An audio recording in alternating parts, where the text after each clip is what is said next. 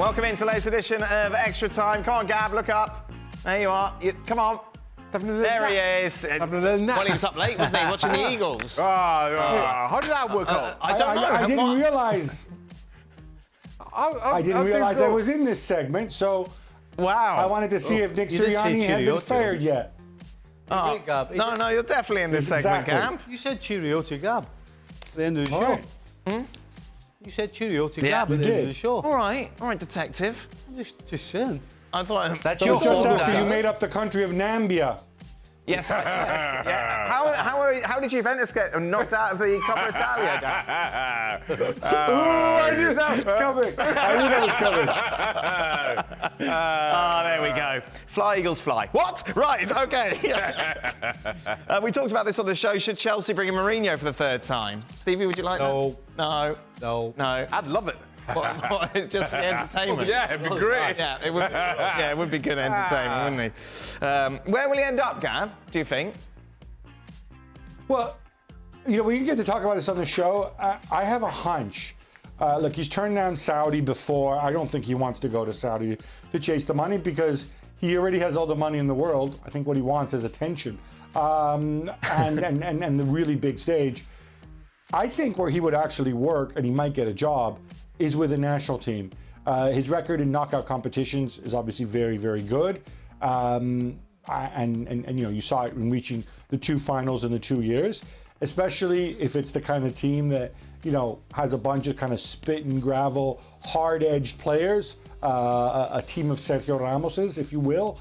I think they'd be ideally suited. What country is that?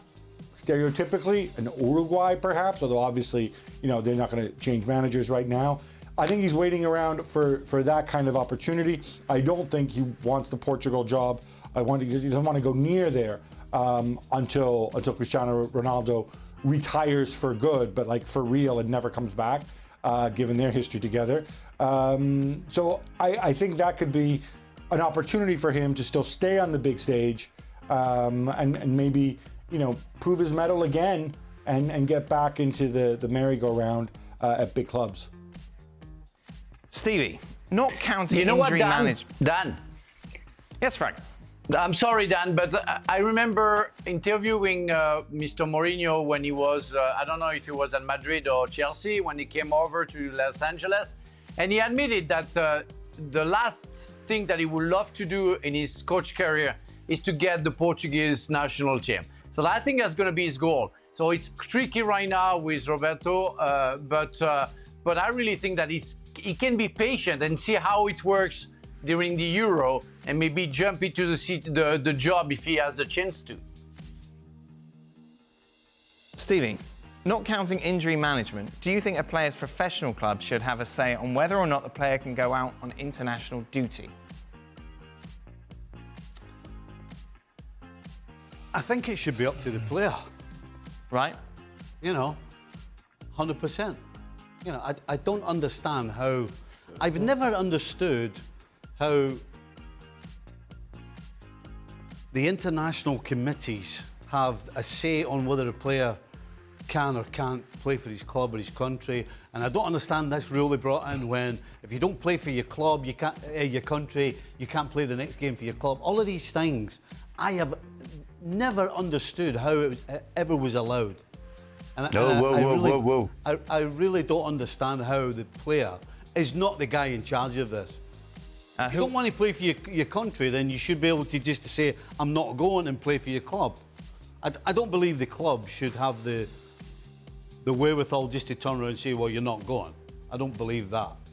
But I think the player should have more say in what happens. Who was woing? No, it was me, because I'm not sure I understood maybe the question, maybe it's... The committees at international committees asked for the club to release the players is because there were so many discussions from the club to the players to force him to stay and not go to international duties.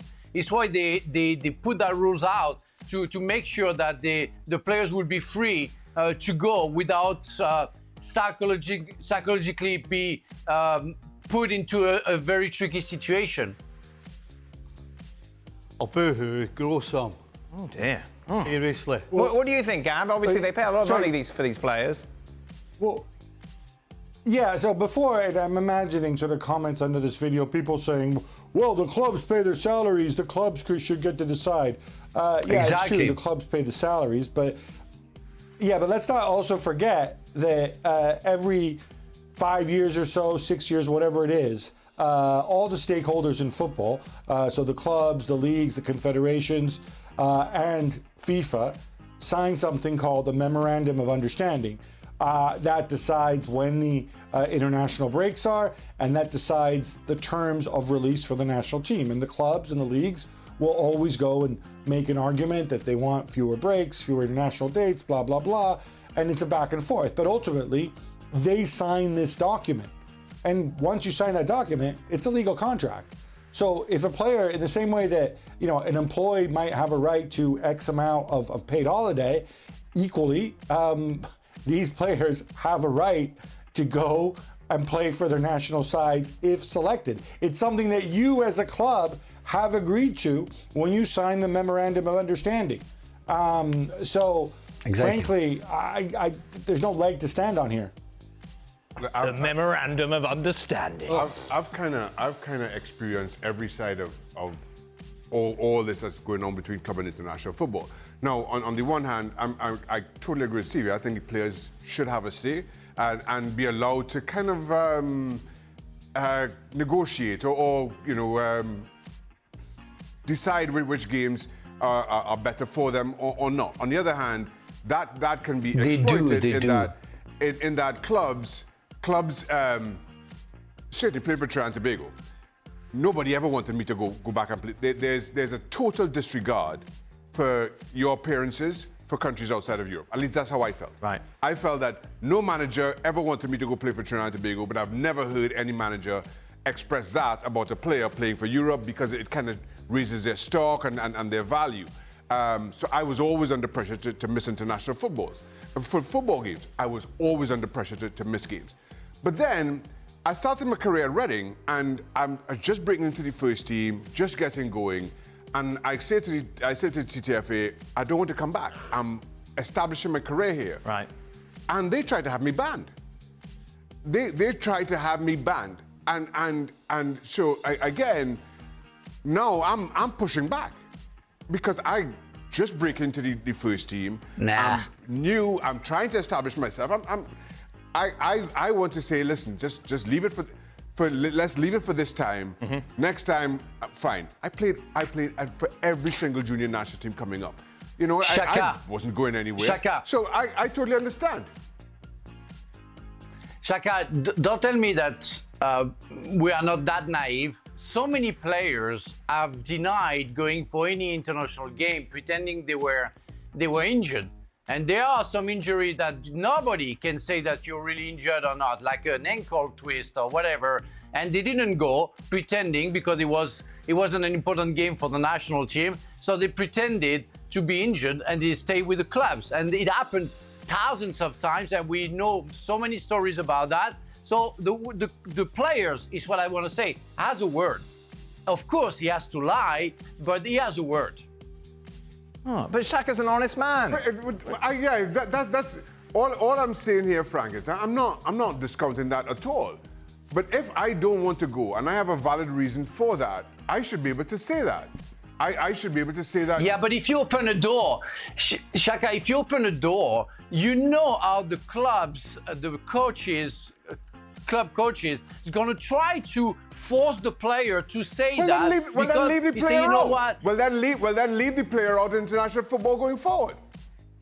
Because if I am that committed, if I'm that committed to only playing for my club and I can retire from international football at any age, and that doesn't stop. That doesn't empower the national team to ban me. If I retire at 24, I can play club football my whole career, and the national team cannot do anything, cannot ban me. I could come out of retirement at 26.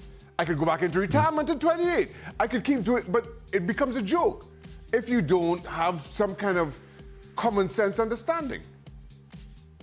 Clubs always... That I agree with you. They would always try to get us not to go and play internationals. Right. Always. Yep. I can only talk for Liverpool, but if you didn't go, they'd be absolutely delighted, and they would ask you, "Are you going?" Right. But as I said, A bit of pressure on you. but you hold that. That's why I said grow some. Right. You're not 10 years old. You're a grown man. You can't turn around and say, oh, "Look, I'm playing for my international team, and that's it." You telling me you can't say that? Come on. Gab, is it true that Dortmund set the price for Gio Reyna at 15 to 20 million euros? Is that a sign he's definitely moving in this January transfer window? Well, I think it's a sign that his contract is winding down. I think he's entering the last 18 months of his contract at the club, and that's kind of where you can't really charge a lot of money for a player. And this is Reyna is what I think he started one game all season for Borussia Dortmund. Obviously, they've added Sancho to what was already a really, really deep pool of wingers and attacking midfielders with Brandt and Royce and Bino Gittins and Daniel Malen and Karim Adeyemi, and I mean, there's just so many bodies there that they decide, all right, let's move him on. I think the logical thing, but Reyna would have had to agree to this, of course, would have been to send him out on loan and then add a year to his contract. Because obviously there's a risk that you're going to lose him for nothing in 18 months. But 15 to 20 million, I think, is probably a reasonable price given the amount of time left on his contract and given his age as well. Gab, if Victor Osimhen decides to move to the Premier League, next club out of Arsenal or Chelsea, who would be more suitable to his style of play? Ooh, I think Chelsea would probably be more suitable to his style of play, simply because I think there's parallels between him and Nico Jackson. Obviously, Osimhen is physically stronger. I think he's better in the air. I think he's a far more intelligent footballer, in my opinion, than Nico Jackson. More experienced too, but I think he's much more in the traditional center forward mold. Whereas at Arsenal, from what we've seen from Mikel Arteta, he wants his center forward to go and drop off and link play and participate in the build-up and do all these different things that Gabriel Jesus does when he's fit. So I'm sure it's something Osimhen could learn, but he would have to adapt to it. So in terms of hitting the ground running, unless Arsenal change the way they play, I think it would definitely be Chelsea. If Stevie were playing in today's game, what would he have had the most difficulty in adapting to? Social media, the diet, or the training? Everything.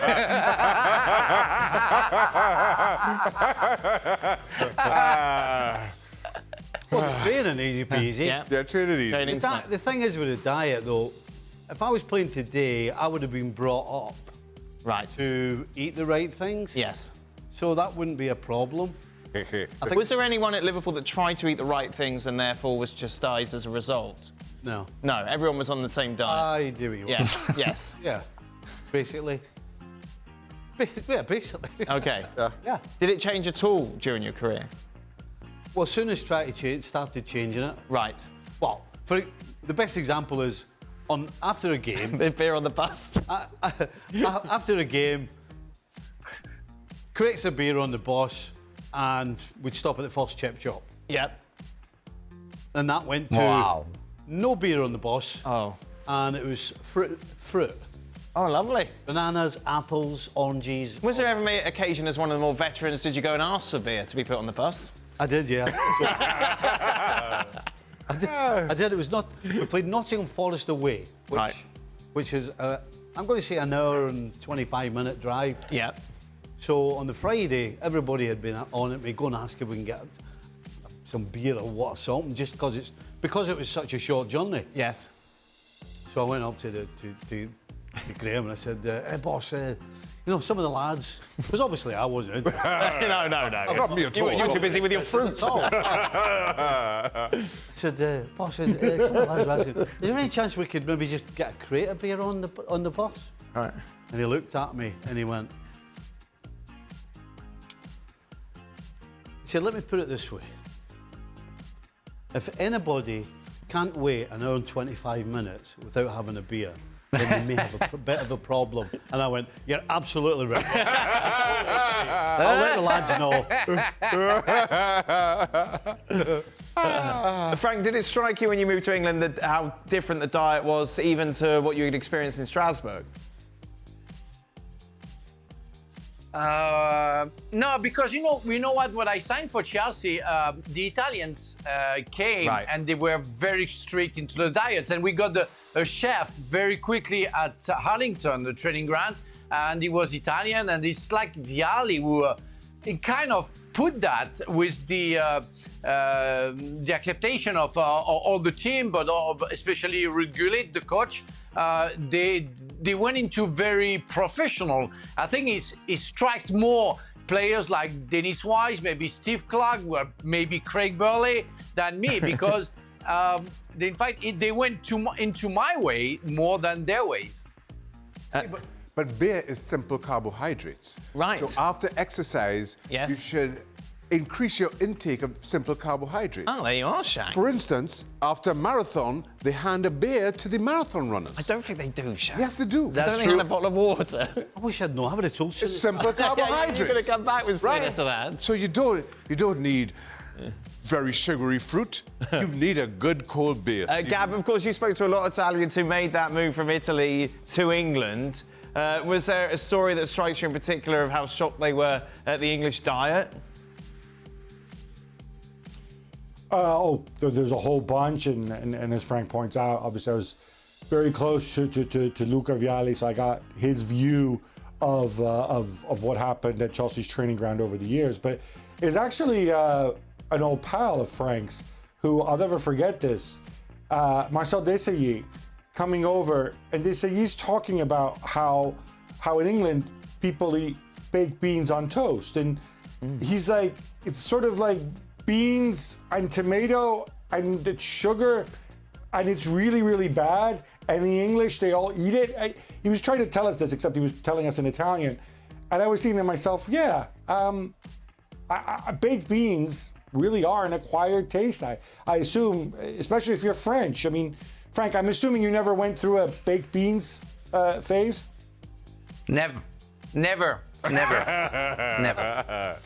And I never ate fish and chips. You know what? I swear I had baked beans on toast yesterday. Bit of grated cheese on top. I spent 5 years. I spent 5 years in England and never ate fish and chips. Never. Oh, Frank, you're missing out, man. You're missing out. I'm getting hungry. That is it. No. We're all going for beans on toast. We will be back. Bubble and squeak. Yeah. That was Yes. what we used to have at West Ham. Oh, that was great.